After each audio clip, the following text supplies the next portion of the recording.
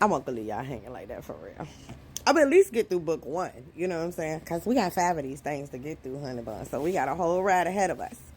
So after all that happens, we fast forward 4 years later. Boom. So it took her at least a year to be able to get back to walking. I think it might have took her a little bit longer than that. I'm not 100% sure on that timeline. But at this time, Soul is dating a dude named Ted. Now, mind you, Noxie and her parents all live together now. So before her fall, her parents did not live together. They were separated. I mean, they were divorced and everything because of her mom's shilling career, which she doesn't find out until all of this happens, that her mom was almost assaulted as well, and her daddy couldn't stand by and watch that. So he divorced her because she refused to stop her career for their relationship. So she never understood why they always bickered and stuff until she found out everything that happened. But she because of her fall, she has to walk on her tippy toes. That's where the nickname Tippy comes from. So she's working 2 jobs. Her dad is working 3 jobs. Her mom is working 2 jobs. All to keep up with these medical bills and everything that they got going on. And they're behind on everything. So they're like struggling, people. Struggling. You know what I'm saying? So she is working at McFry's. The other job that she has, she gets fired from. As soon as we get into the 4-year mark, she gets fired from her call center job that was giving her the most money. So she's at McFry's. Her manager's name is Tim. So when she goes to work this particular day, it's like, it was supposed to be like 6 of them working, but it was only like 3 of them, and Tim is one of them. And so she told him that she wanted to be store supervisor or something like that. So he tells her, okay, you can be supervisor. And then he leaves for the day and leaves these 2 employees there. So then the other employee gets off work, so that she's left there by herself. So she sent out a message to the other area McFry's to get them to send some help to her. So that then brings in her love interest. So Joaquin Wild. All of them are called the Wild Boys because they're all their last names is Wild, but they have a sister as well. It's Joaquin Wild, aka Walker, and he's a manager at another McFry's location. Then you have Wavon Wild, aka Wave. You have Winter Wild, aka Win. Wolf Wild, which I don't know his real name because they didn't say it, but he's locked up anyway.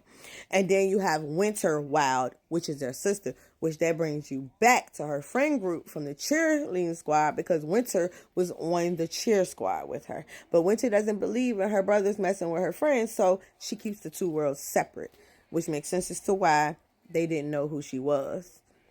You know, so Walker, the manager of McFry's, he comes to help her at her business, at her McFry's, you know, whatever. So that's when they meet, and he's on probation, and that's his last day as a manager. So they got along. Their first interaction was pretty weird, really, because when he got there, he was actually running from some dudes that were trying to shoot him while he was walking down the street. And she had locked up McFry's because she was almost out of fries. So she didn't want to let him in because she didn't know who he was.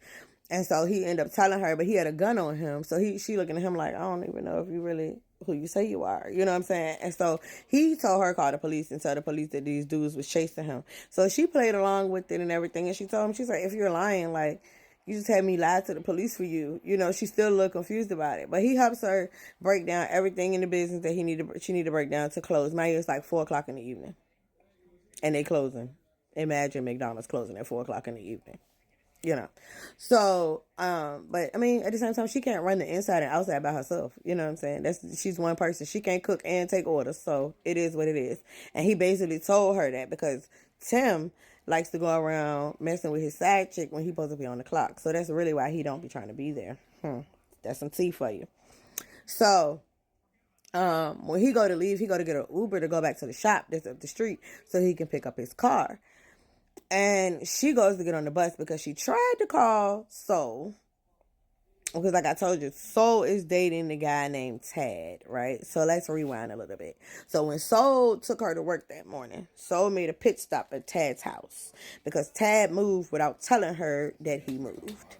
And when she got there, she vandalized his truck. The crazy part about that whole thing is that Soul works for Tad. So you vandalized your boss / boyfriend's truck. Then went in the house and found out that he was in there with one of his baby mamas. Apparently he has 3 and he keeps messing with them. So she beat the shit out the baby mama, then proceeded to go off on him. And then they left before he could realize that she was the one that vandalized his truck. She was breaking out windows, messing up the body and everything. You know what I'm saying? So,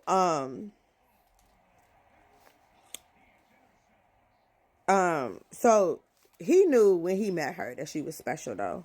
When Walker met Noxie, that's who gave her the nickname Tippy, because she didn't tell him her name. So he ended up offering her a ride home because she was trying to get in touch with Soul, but Soul ass was fucking busy, and I'll tell you what she was doing later. But Soul hung up. Was like, I'm gonna call you right back, and hung up. So she ended up going and wait for the bus. He doubled back in his Uber and saw her standing at the bus stop and told her to get in.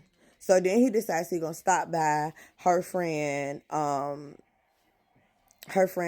house because Anika cooks. So they was going to stop by and get something to eat. So once they did that, then he told her he wanted to go on a no-name date. So let me tell you what a no-name date is. A no-name date is a date that's not an actual date. A date where you get to know somebody, but you don't exchange any information, no social media, no phone numbers or nothing. And you leave it up to fate for y'all to meet again. Crazy. And so she wasn't feeling it. And then she wasn't 100% comfortable with being around any man one-on-one. So the no-name date actually made her feel more comfortable because it took the pressure off. And she just she wanted to make sure she wasn't going to his house or anything like that. And he told her, he was like, I know something happened to you. I just don't know what did that's making you be so uptight, you know, whatever. And she ended up telling him that she was a virgin. And she told him what happened as far as the guy went.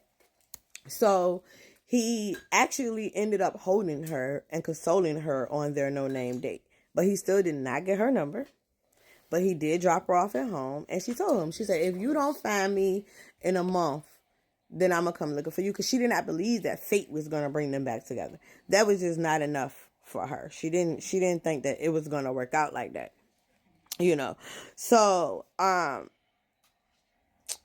the same time as this was going on, Soul ended up meeting Wavon, aka Wave. And she met him because all the brothers work for the Chicago Syndicate.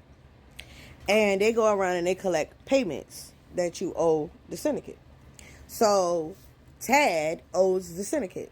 So he came in Tad's business looking for Tad. Tad wasn't there. So he ended up chasing Tad ass from the front of the business, through the bar, through the back of the bar that was next door to his business, back into his business, knocking Tad out, and then taking the money out of his pocket and giving it to Soul. Bonkers, right? But Soul at this point don't give a fuck, because Tad keep dogging her out and cheating with all his baby mamas and shit. Like, you know what I'm saying? Why I care about this nigga? So Soul is real upfront. So she like, nigga, let's go get a drink. Like, he done gave her the money. Now he take her to go get a drink. Then they end up getting it on in the bathroom. But apparently, Wave got rid of Lago. So she didn't know this before he penetrated her. But his Johnson is a different color than his body. So when she saw it, when they finished, she was like talking shit about it. And he was like completely fucking offended. So they like had this match of who can insult who the most, until he stormed out and left her by herself. You know what I'm saying?